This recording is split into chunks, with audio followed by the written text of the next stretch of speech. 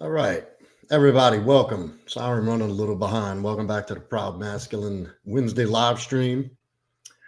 I got a little caught up in some technical difficulties. Without Joel here, I'm a little lost with some of these things. He knows how to operate this stuff with his eyes closed. So, well, good. Let's get on with it. Today, I did a poll, and Joel and I have been talking about engagement. And, originally this brand started out years back as a help space for men to come in and especially dealing with the big changes in life like breakups, because a lot of the guys that I coach and a lot of guys who have come to me, I say a lot, 99% has been because of a breakup. And that's a big deal. That's a big turning point in any man's life. And so, having spent years not only through my own experiences but researching through all the things that I've been through and all the avenues that I've traveled down to understand the dating and intersexual dynamics and the dating and the whole dating side of life, because that's a big deal for a man. That's that's a major key in a man's life, among other things, your physical, emotional, spiritual, financial, social. And I believe in self-mastery, in doing things to be able to master life. And I believe that's accomplished through, deep introspective work on yourself. And when you have a better understanding and you're able to master yourself and understand yourself clearly, you're able to invite other subjects and aspects of life where you can begin mastering those. Truth is, it's never done. The job of mastery is never done. It's an ongoing, thank God it's an ongoing journey. I don't want it to end because I love the pursuit and I love the path. So, this all started with breakups. And, you'll find through this men's help space, a lot of guys stumble on this stuff because of breakups, because of heartbreak directly related to that. And it starts out as they've been broken up with because of a failed relationship and want to know what they have to do to reattract their ex. And, a lot of the mistakes that are made in these relationships that are lost and is just some old faulty programming. And, society has changed a lot and changed the whole dynamic of dating and man and woman's role. There's a war on masculinity. There's a war on the sexes. There has been an interruption of the natural existence of a positive feminine and a positive masculine role in society. The nuclear family is under attack. Men who adopt and practice traditional masculine values and characteristics are labeled as toxic masculinity and misogynists. And it couldn't be further from the truth. And ladies and women who want to do what they biologically pulled to do is be a family, be a mother, have children, and stay home and nurture and, oversee the family unit and play that role, or labeled as, women who are against women. I think now the term is like a pick me girl for just wanting to be a traditional woman. And I know, economically things have changed, and a lot of time it requires two people to have a functioning household financially. That's just part of the social climate and what things have turned into. So anyhow, back to the original point is, dealing with the breakups. And dealing with a breakup, especially in a position where you want to get that person back for whatever reason. And look, there's a lot of different thoughts about this whole thing. It's an X is an X for a reason. Once they're gone, they're gone. And I don't subscribe to that. Do I think there are certain cases where someone who's been broken up with and trying to seek this person back is foolish because of what they suffered through the relationship, whether you were just in with someone who is ungrateful, abusive, or just a constant fucking headache and drain on your life, and because you feel so desperate and attached to that person that you don't want to let that go and you want to get them back. Do I agree with turning your back on somebody like that who used you and saw you as a replaceable person in their life, to where you tried your hardest or you gave it your all?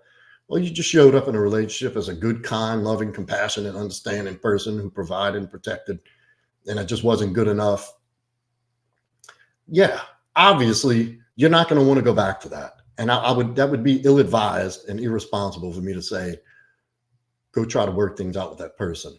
But I'm not the judge of that.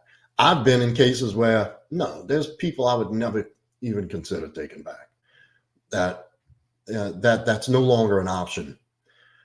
But there are cases where, a relationship ends and you look back and reflect on how you showed up and what the agreement of the relationship was and what became, and where the guy had a lion's share of the responsibility and letting himself go, letting the relationship go by the wayside.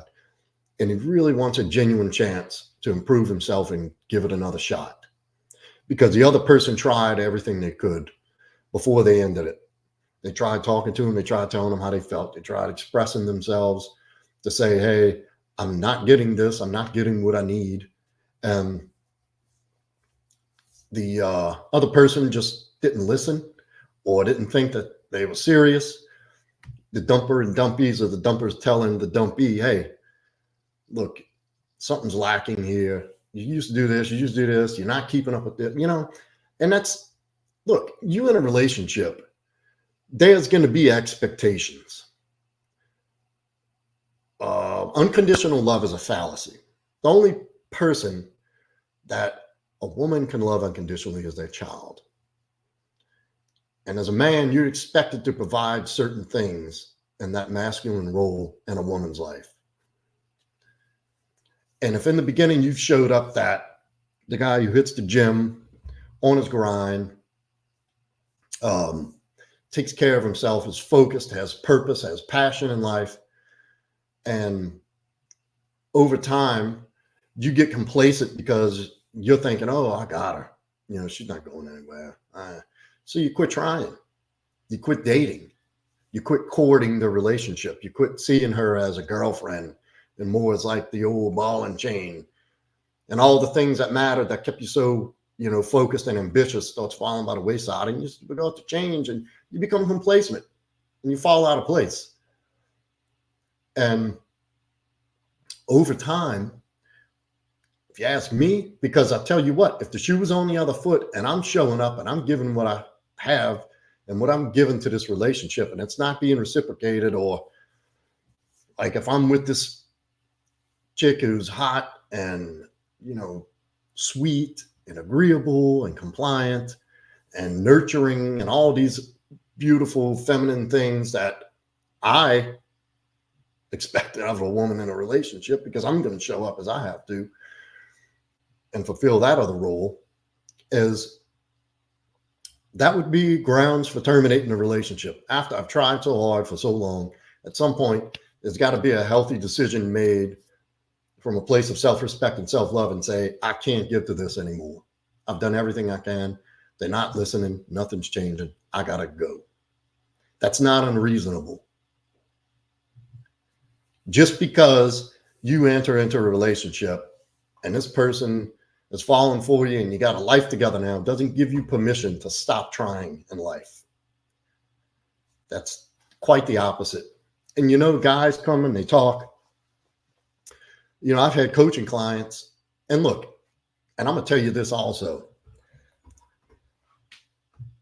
These guys that come in here, they don't want to be playboys. They don't want to be players. They don't want a rotation of different girls, have a rotation of 3 girls and just, keeping them moving in and out of a rotation. These guys want to be husbands and fathers. They want girlfriends. They want a long-term monogamous relationship. That's what a lot of men truly desire. Now, does it start off, I want to know how to get laid? And look, I can easily show you step by step how to accomplish that. That's the easy part. That's the easy part of dating, is the beginning, the infatuation phase, getting more ass than a fucking gas station toilet seat.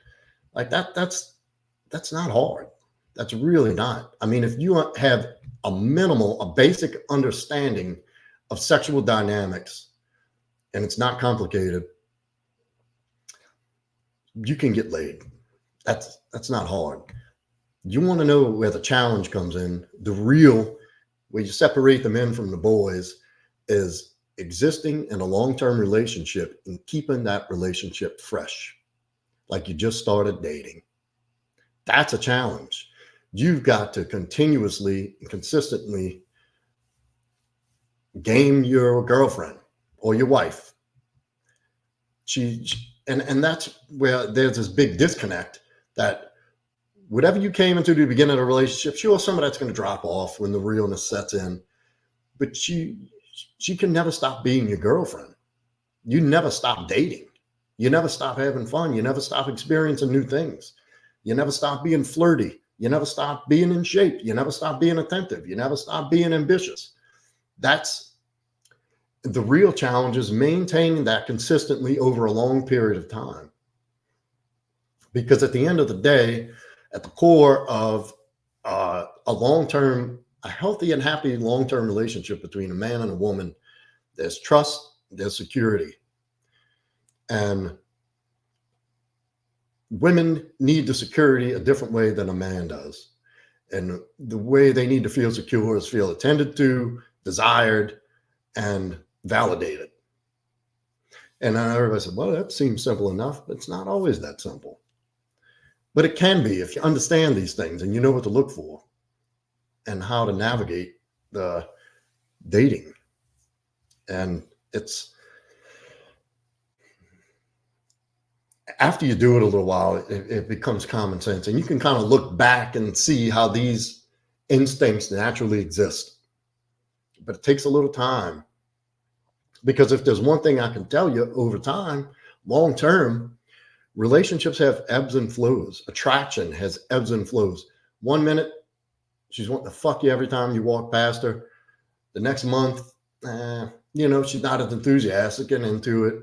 And, it's being able to calibrate and having some sense of acuity, some awareness of the change in things, and paying attention and, keeping tabs on the day to day, like what's going on. Have you become a little too focused on work? I've done that. Get a little too zeroed in on, the grind. And it's not intentional.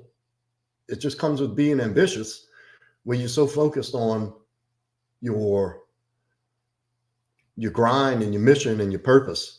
And you kind of lose sight. You forget that you're being satisfied and fulfilled, and you still getting sex when you want it. She's not getting what she needs fully. And that's being able to calibrate and have a sense of having acuity to notice and be able to read the situation and read the room. So anyway, with that being said, yeah, the challenge is maintaining a healthy, fun relationship over a long period of time, especially when you introduce kids and responsibilities and jobs. You still got to be the fucking boyfriend. You still got to be the hunky boyfriend who slaps her ass and makes her feel, all giddy and like a little girl. And at the same time, she feels safe. And that's important. And then that's a lot of time that's undermined, and what that safe and secure looks like, and how that shows up, how that is interpreted by a woman as how you're acting and present. So here, like I said in the beginning, we put a little poll out because my brand is centered around men's health, improving yourself, leveling up your life, and what that takes in all areas. But like I said in the beginning, this journey typically starts for men after a certain amount of crisis has occurred, and it's typically through heartbreak. They've been dumped. They've been dumped by the woman they love, and they just want her back, and they want to figure it out, and they're willing to do anything. And at that moment, the empty stomach, empty pockets, and a broken heart are the three biggest teachers and motivators in a man's life for change. If you ever want to impart a long-term quality change and improvement in your life, get your fucking heart ripped out of your chest and stomped on by an evil siren. And tell me, because there's only two things that are going to happen. Well, three. And I've seen this before. I know this deeply, and it's very close to me that one of the things that could possibly happen is self-deletion. And I'm very familiar with that. And it's part of the reason why I started doing this. Somebody very near and dear to me took their own life because of being broken up with over a girl. And I know it's easy for people to say, oh, I'd never do that over a bitch. No woman's ever worth that. And it's true. It's not. Nobody's worth that. But, if you've grown up misguided or, had a bad experience growing up, and that could be the highlight of your fucking life as that woman. And she just couldn't take it anymore and left. And that person may not have answers. They don't have a support system. They don't have anywhere to go. Because, let's call a spade. Men's mental health is on the back burner of society's meal. That's not a big fucking concern for anybody. That's not at the forefront. You see these trans rights and, give immigrants a place to go. Now, when do you ever hear about the rate of male suicide? The rate at which men suffer quietly. And that's just the way it is. And it's unfortunate. But again, this is why I got into this space, to let men know, hey, you have a place. Somebody does care. And I make it a point to tell the people that I love and my close, I should say friend. I don't have a bunch of close friends, but I have acquaintances and I have people that are near and dear to me, to always make sure that they know that they're loved and valued and wanted.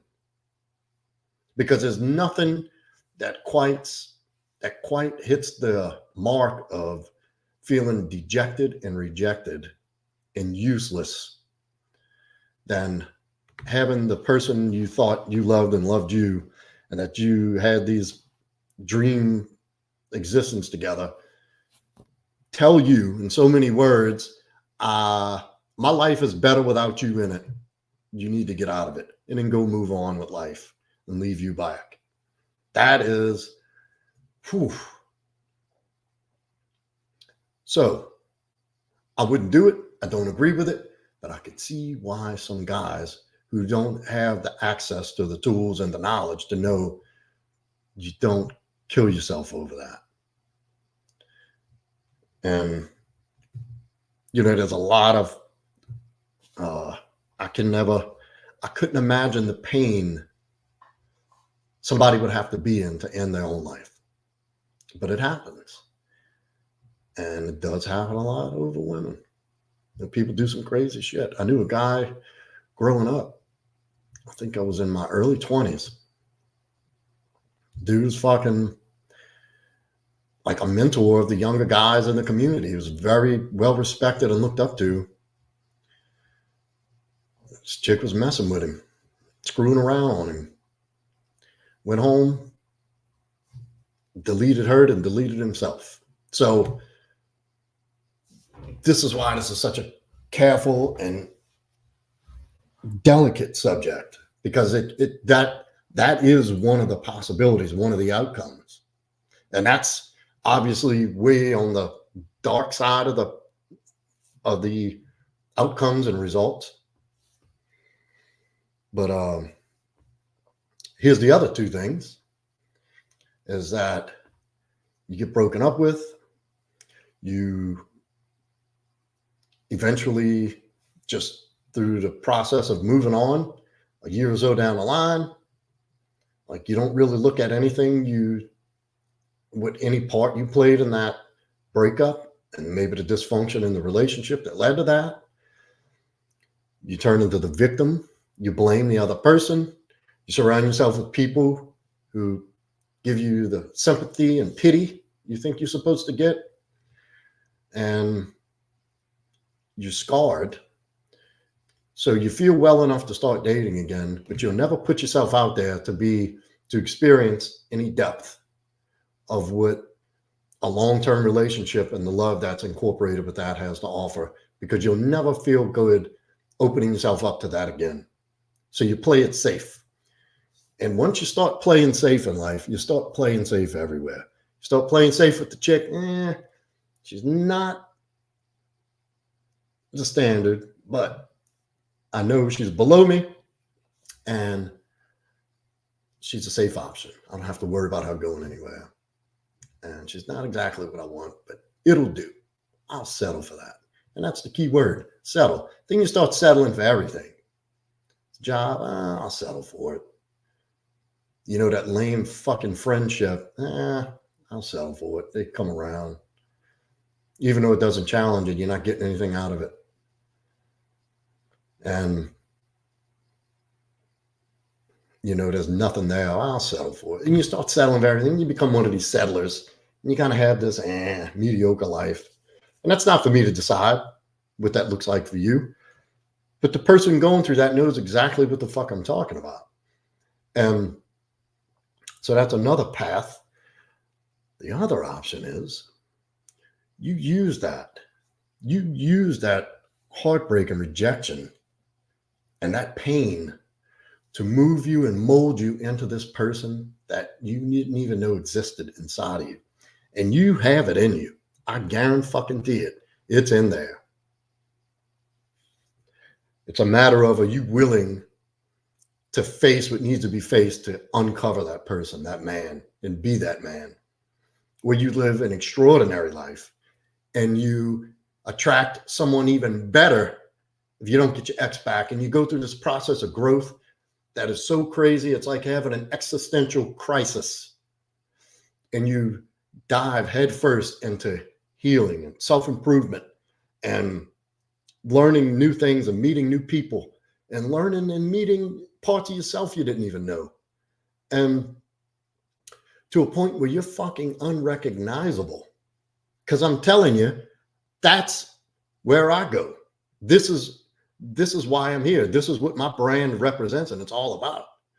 You come to me one way, you go out the other way, a totally different person, an unrecognizable version of yourself. And that requires work. And it's a lot of uncomfortable work. That's the process. You're looking at a minimum of a year long of growth and healing. And a lot of people don't want that. You know, it's proven that humans, we will do more to avoid pain than to seek pleasure. And it's not easy having to go down deep inside and face your limitations and your weaknesses. And a lot of men won't. That's why they stay stuck. And I'm sure everybody who just sees this video knows that if they're in that position or they know somebody like that. So here's what I propose. And this is where the no contact comes into play. And this is where I kind of found my niche in the beginning, is the dating and the no contact. And I'm gonna hit the pause right there and make a quick announcement that Joel and I are going to be creating a men's group where It's going to be behind a paywall. It's not going to be much, but it's going to be behind a private paywall where we're able to get more into the nitty gritty of certain things that we can't talk about here on YouTube. Here we're just glazing, we're just skating on the surface here. In this space, in this community, in this group, we'll be able to take a deep dive into more exact detail of what I'm talking about when it comes to dating, seduction. We'd be able to get more into the nitty gritty of what the things look like as it pertains to sex and, attraction and all these other wonderful things that can be explored, through the growth process. And to me, it's a valuable life skill to be able to navigate the dating market, only to, at the end of the day, be able to put yourself in a position to be able to vet and attract a quality person that matches your quality and value. Because when I'm done with you, you're more valuable. You've leveled up. You've put the work in. And look, I'm just here to get you the information you need to go push you out of the nest and let you go fly. There's a misunderstanding. Well, because, in this space, they got a lot of grifters, people that tell you they get dressed up and take pictures with Lamborghinis and tell you the 3 secret steps to get any woman to sleep with you. And that's a grift. That's bullshit. And I'll tell you, I know some of the people personally, they ain't even about that. They're not about that life. It's all a fucking scam. So anyhow, Joel and I will be offering that. We're in the process of putting that together right now. And soon we'll be announcing it together. We'll put together a membership list, and we can have X amount of members come in before we open it. And I'm excited. I think it's going to be amazing. Joel's excited about it. We've already got a few people on board. And, if you're interested, leave it in the comments, shoot a DM, and I'm telling you, it'll be worth getting involved in. There's going to be a lot of knowledge. And what we'll do is throughout that, we'll do bi-monthly private Zooms, private coaching classes, where not only would you get to have access to me firsthand and go through specific scenarios and specific situations and get the real nitty gritty on what this stuff looks like, we can invite other guests and specialists. I have a host of people that I'm very close to that are already ready to get involved and start contributing. It's going to be fucking awesome. I can tell you that much. And real quick, if you're in and you came in, hit that like button. Help me out here. Get that algorithm up. Pump up the numbers so we can get some exposure and help the channel grow. That'll help us greatly. So, all right. Now that that's over with, going into the no contact. And this no contact is called the no contact.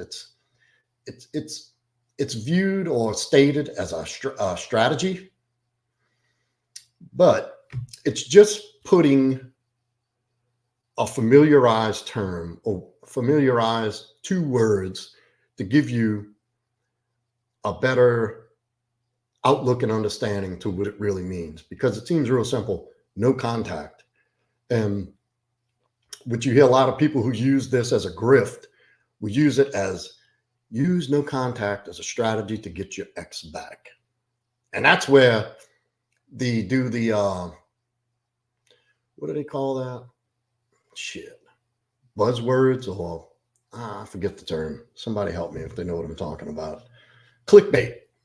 They'll use it as clickbait to get you, baited in and tell you how you want your ex back, do this and this and this. And the fact is, no contact is just a healthy, mature response to someone who has unilaterally made a decision to change the terms of your relationship, which is long form breakup. And in that process of a breakup, there's 2 people involved, a dumper and a dumpee. It should be self-explanatory, but I'll run it down real quick. Salute, Dubs. admins in the house, y'all better watch your backs because he's got a heavy finger tonight, looking to kick some motherfuckers out. Easy on him, Dubs. So, guys, been with me from the beginning. One of my loyal supporters and fans, and I value you and y'all, everybody who comes in, very much. Y'all make this all possible. You make it all happen. Couldn't do it without you. And so anyway, the no contact is just a mature response to someone unilaterally changing the terms of your relationship. Now, does it give you a leg up when you want to get your ex-girlfriend back? Sure it does. But that's not the intent. It's not the design. That is a byproduct of implementing no contact. And what that looks like is a short rundown of no contact means when someone breaks up with you, you respectfully give them the breakup. And look, in the beginning, I've yet to see anybody, unless they just didn't care anymore, say, when that person says, hey, look, we need to talk. This isn't working. I'm out. Rarely is there nobody falls into this space because they had the wherewithal to look into proactively arming themselves for a breakup. It's usually after that's happened that people go crazy on the internet searching for ways to get their girlfriends back. And look, I get it. That's a shock. That's a hard thing to go through. But with no contact is giving them the breakup. Oh, like I was saying, rarely have I seen somebody just completely say, you know what? Okay, you got it. See you, and walk out and leave and never look back.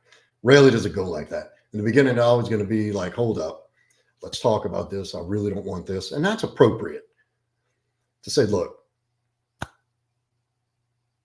I see where you're at, but look, I really don't want this. Can we just think about it? Can we talk about it? And most oftentimes, by the time the breakup has come to pass, that person doing the breaking up, the dumper, has already thought about this for a while now. And this has been weighing on them.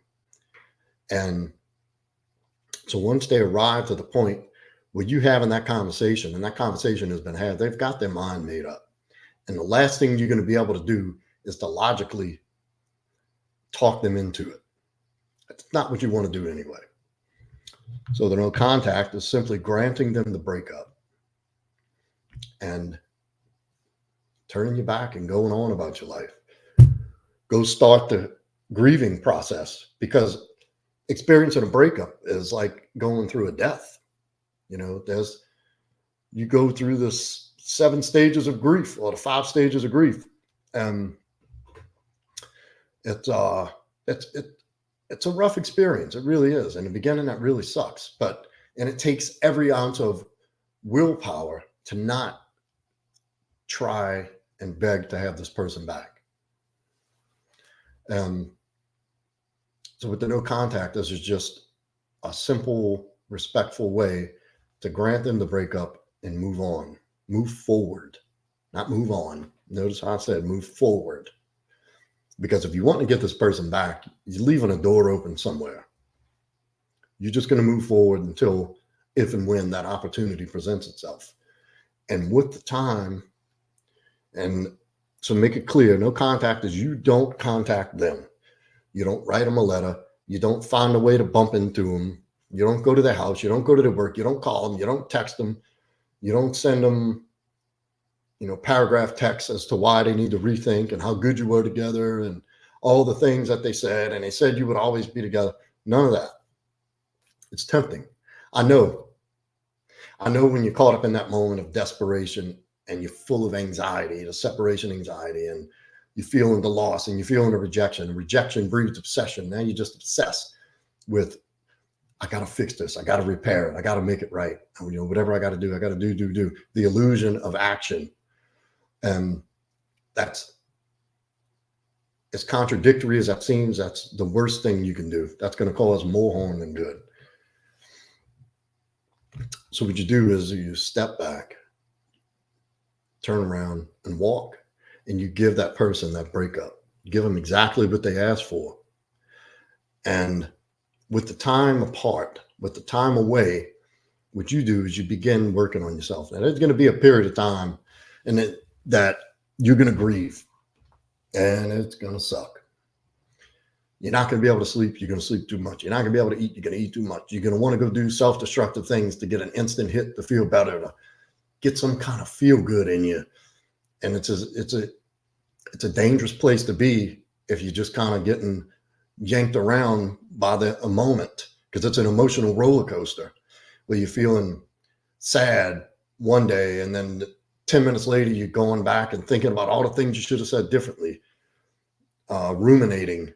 Then you go through this resolve, like, fuck that. Who cares? I'm done. You go through this anger. And then the next minute, you're like, oh, God, I wish if when we talked this one time, if I would have just said this instead of this, and I would have listened, and then you go back to being sad, and then you go back to being angry, and it's a roller coaster, an emotional roller coaster. It's a nightmare. And you're calling all your friends, and you're filling their ear up, like, I can't believe she did this. Like, people are getting tired of, like, look, dude, I'll listen, but this shit's getting old. So, and that's what happens, because you become so obsessed with it. You think like that's the only thing. You wake up thinking about it. You go to sleep thinking about it. And the only thing you think that's going to fix things is if you get that person back, and you do just about anything to coerce them back. And so that's what you don't want to do. You don't want to go trying to convince them why it's a bad idea for them to break up with you. But what you do want to do is go take a step back. You're going to go through some grieving. And look, there's going to be some shitty behavior. Give yourself 2 or 3 weeks. Don't go so far down that you lose your job or anything, because that happened. That has happened. I know people personally who've had restraining orders put on them because they went to these extremes. That is not the answer. And not only that, that just drives that person further away. Think about it. When they tell you they don't want you anymore, the last thing that's going to work is giving them more of what they don't want, trying to force feed them what you think they want and needs to be done. That's what makes it exponentially worse. And what's going to happen in the beginning is the person who did the breaking up, the dumper, is going to go through, it's called the relief phase, where they finally arrived at a point where they got this heavy baggage off of their chest. And now they've had this newfound sense of relief and freedom. And there's certain stages that the dumper goes through that is necessary, that needs to happen in order for them to even think about, to arrive to a point to start thinking about your qualities again, to where they're even open and receptive to coming back. And the more you're present and the more you've given them your presence, the less time they have to think about that and let them discover that on their own. They need that room. So what you do in no contact is you start the process of leveling up. And what this does is, no matter the outcome, because the object is not to get your ex back, the object is to get you back, and an unrecognizable version of yourself, to come out of the other end of this experience a better man. Because it can go 2 ways. And we already talked about the third. I don't want to keep talking about that, because it's just not a good place for me. But either you're going to be the one who blames everything on them, gets bitter, gets scared, goes into a shell, and settles. Or you're going to take this time apart and go take a deep dive. So Chevy has got a question. We'll get back to the explanation. Why all coaches imply that the dumper's always wrong? Sometimes a woman dump a man without even a reason. Yeah, I don't know if you were in here earlier, Chevy, but I talked about that. And that's a good point. And I talked about that. I said this in the very beginning. I don't know if you were in here, that there are some cases you don't go looking for them back. Sometimes they just, and here's another key point of no contact, is putting yourself in a position to never attract a person who would do that to you. Because you got to ask yourself, what attracted me to someone who would get with me, use me, then dump me? So what does that say about me, that I allowed that? Where am I?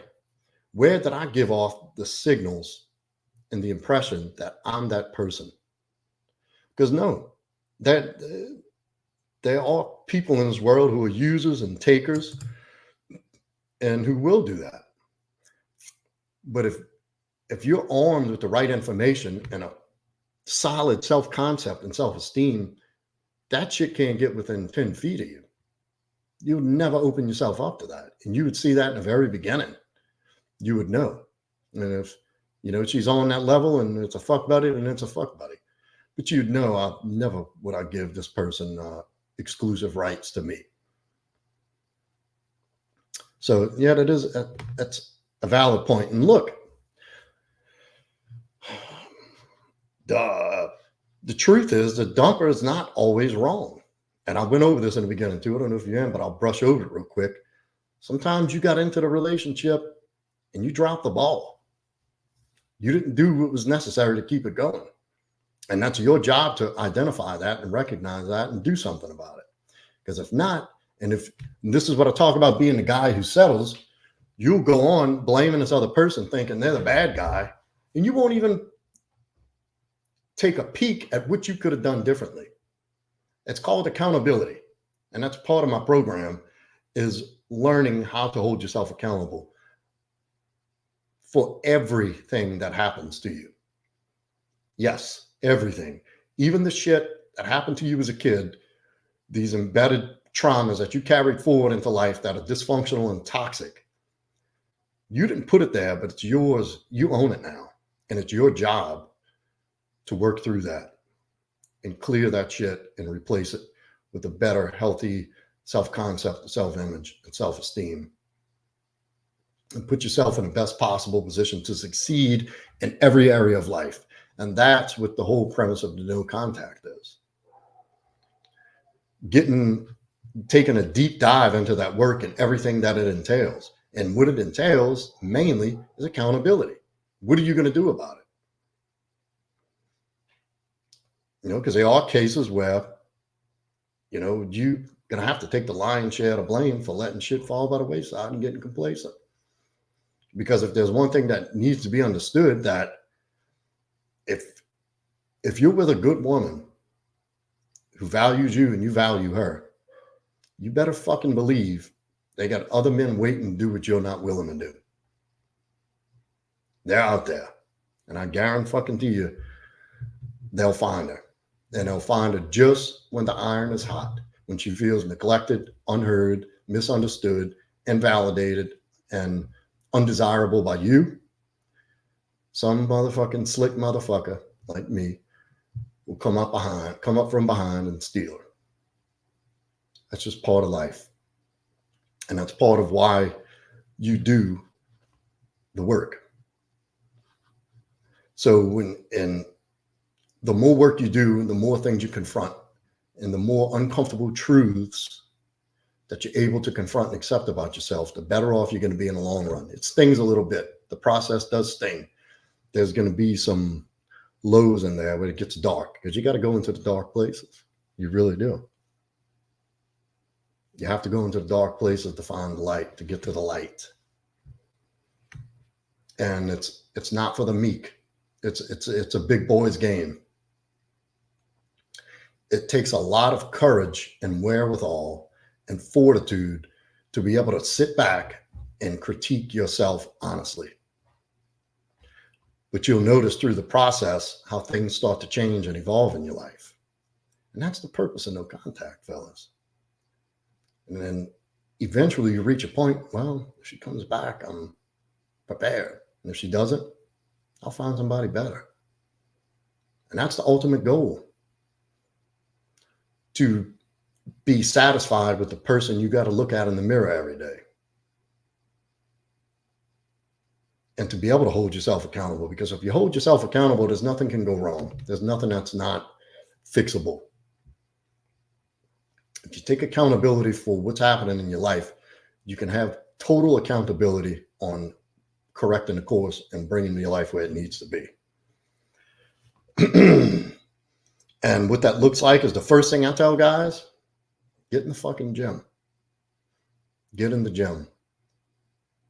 And as if you look around now, just being moderately in shape, healthy male, that's not skinny fat or fat and sloppy, puts you above average right there. And there's so many valuable things you learn through that process in the gym. And what that requires is commitment, discipline, attention. Fuck motivation. Motivation's good. Don't get me wrong. I love motivation. I love when I feel motivated. But the days you don't, you still got to do it.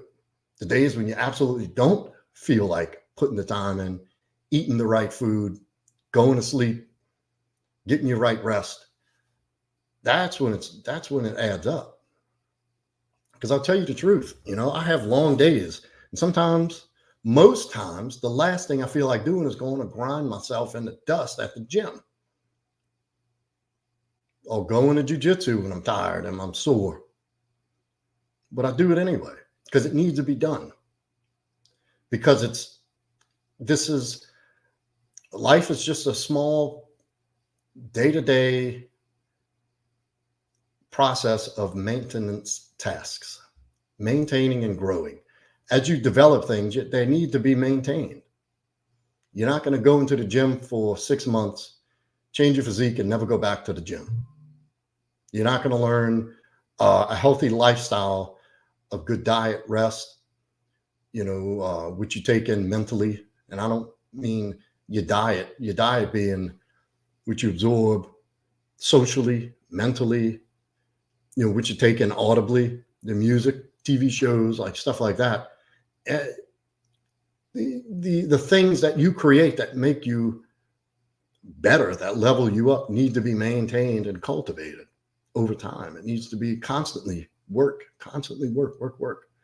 But it's you're not, you have an outcome in mind, but you're not doing it for the outcome. You're doing it for the process. You got to learn to fall in love with the process. Then as the things come, there's a genuine deep down sense of self-respect and confidence that comes with that, because you fucking showed up and you did that shit day in and day out. And now you got the results. So that brings up a whole new self-image and belief system. And you're like, okay, I can do it. And the reason I tell guys to start with the gym is because the same process of you buckling down, committing, remaining disciplined, focused, and process oriented you become, enjoying the process and following the process and trusting the process, it takes time to get that result. But when you get that first compliment or that first recognition, like, man, you've been working out, you look good, or some chick grabbing your arm or feeling your stomach or looking at your chest, and that's it. And you arrived. And there's also another profound realization that comes along with that is, I did that. I did it. Then you take that same mindset and work ethic and mentality into everything else you do in life, and it's a success. Because that's what it takes. It takes discipline, commitment, ambition, dedication, sacrifice, all of these things. That's it. And you apply that same formula to your business, to your relationship, to your social circle, to your other training, your jiu-jitsu, whatever it might be. And you apply that same mindset and that same process to anything, and you succeed. Now you've really started doing something different, and you've leveled up. Now you got to keep it up. But that's what No Contact is all about. It's not about them. that's over with. At some point, you got to come to terms with that relationship is over. It's dead. Because even if they come back, you're not in the same relationship. This is a whole nother fucking experience. You're a whole nother person. They're a whole nother person. That relationship didn't work. So why would you want to go back to that? And through this process, you learn about these things, about being in relationships, owning the masculine role in a woman's life. And what you do through that is you communicate that here's how I'm going to be and here's how you're going to be. You take the lead and you're able to lead your life. You're able to lead her life and you're able to lead the relationship. And you do it with confidence and steadfast because you already know you can do it. You the boss now. You've put in the work, you've put in the time. You've gone and looked at all your limitations and your flaws, and it's an ongoing process that never ends. Hopefully it never ends because I love the fucking process. I love the challenge. I love discovering new things about myself and things that are uncovering more and more potential. Then you start to look back at the whole experience, the heartbreak. Then you start to really appreciate that and realize like, fuck. This is one of the best things that's ever happened to me. Me getting my heart ripped out, stomped on, and fed to me by this evil woman. Damn. I needed that. That did me some good. That opened up a whole new door and experience that I didn't even know was available for me. Then you start becoming that man. That's why you go no contact. And look, my experience at the end of the day, they all circle back around at some point, just to look in and see. And what you got to understand is while you're going through this process and you're doing it in months and months and months of grinding and doing the work, that chances are the other person is not.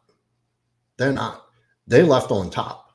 As a matter of fact, and this is not it's not an evil. It just is. It's just human nature that they have a position of superiority when they do that. And they call the shot and they walk. They kind of hold themselves above you.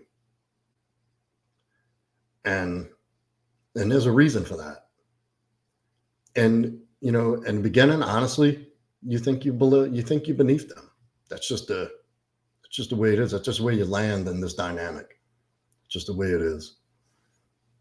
But as you start going through the process, the growth process, and this is why I tell guys in the very beginning, when I ask them, well, what do you want to get out of this experience? Type if you think you know the answer to what they say. Give me the answer in the comments if you think you know what the answer to that question is that I ask every man that I work with. What do you want to get out of this experience? Tell me if you're thinking I have an idea. I'll give you a second. I'm not going to sit too long. Hit that like button too while you're typing.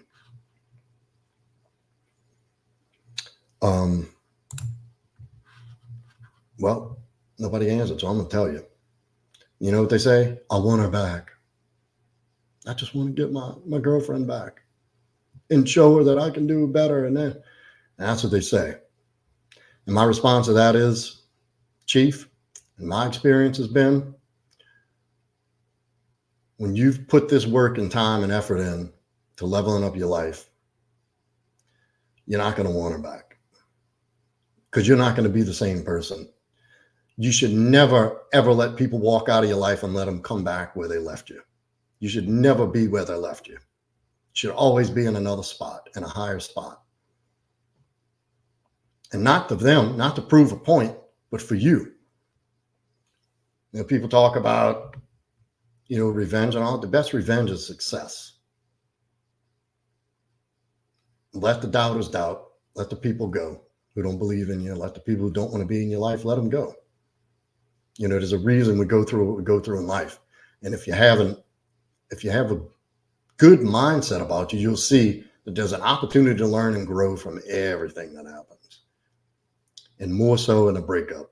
Because there's no time in a man's life where he's more motivated to do something different and change than after he's had his heart broken or rejected. There's no greater pain that's going to motivate you to do more and instill a quality change in your life than experiencing that. And I can tell you that damn sure from my experience and every guy that I've ever worked with. And if you do it the way I tell you to do it, and if you do what I tell you to do and how to do it to the T, you will have success with that. And I've proven that time and time again. I had somebody about 2 weeks ago send me an email just to give me an update. Doing great. His girl came back. You reattracted.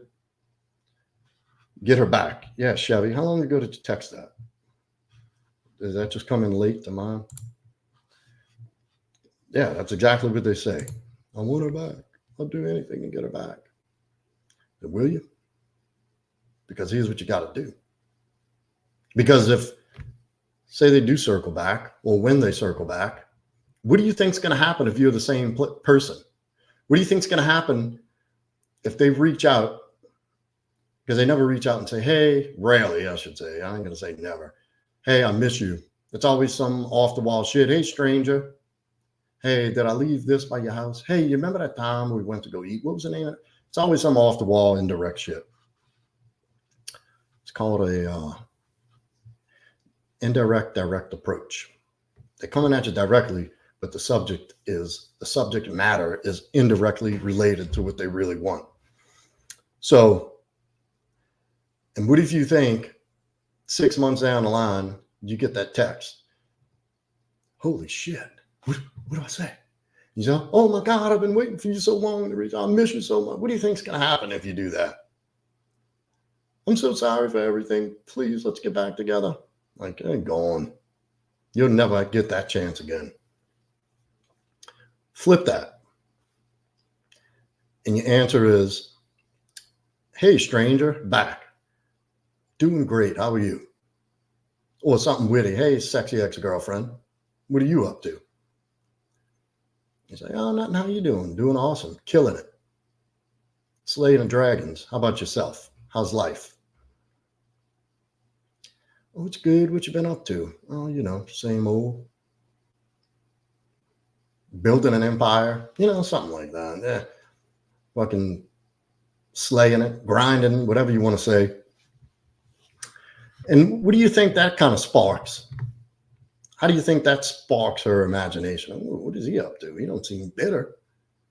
He doesn't seem hurt and sad. Like I thought he was going to be all despair and lonely and broken.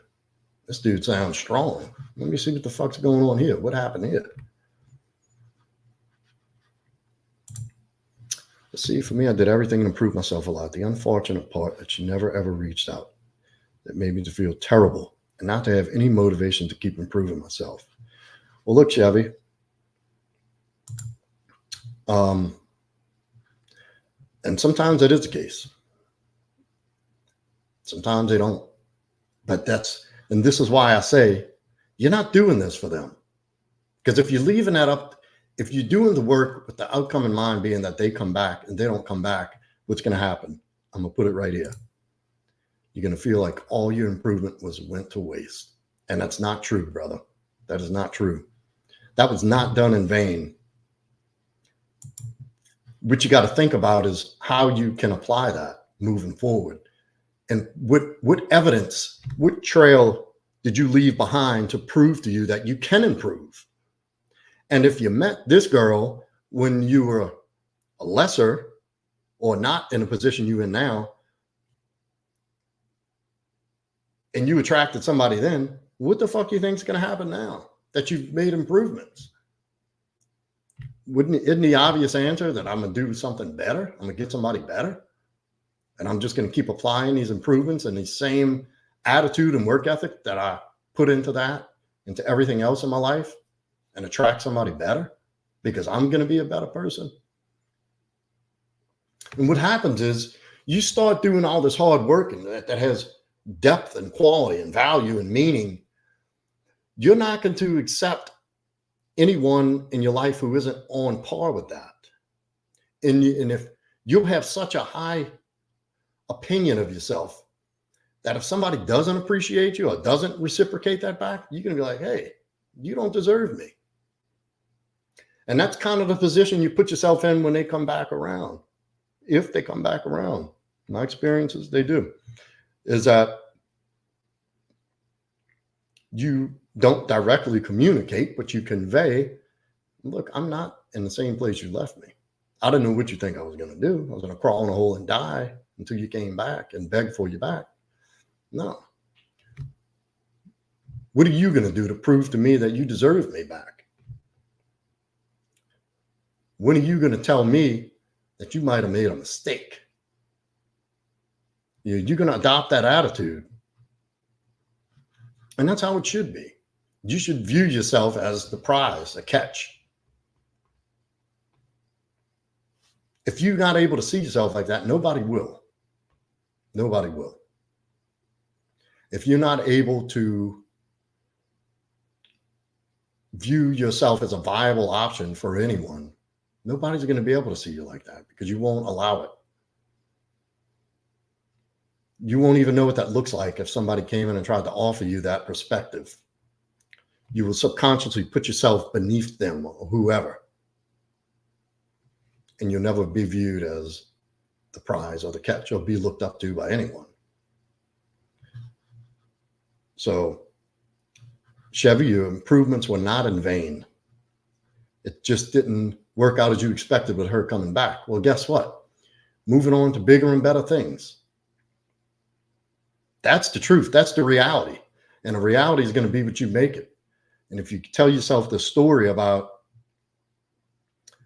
I feel terrible and not having any motivation to improve myself, then that's, unfortunately, brother, that's just going to be a cycle you repeat throughout your life. And I already told you what we do with the motivation here in this space.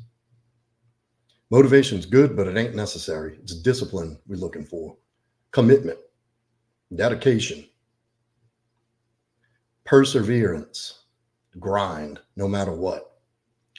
Rain, sleet, or snow, we doing it. It's fucking on. You run into something, good. I'll keep running into it till I run through that motherfucker.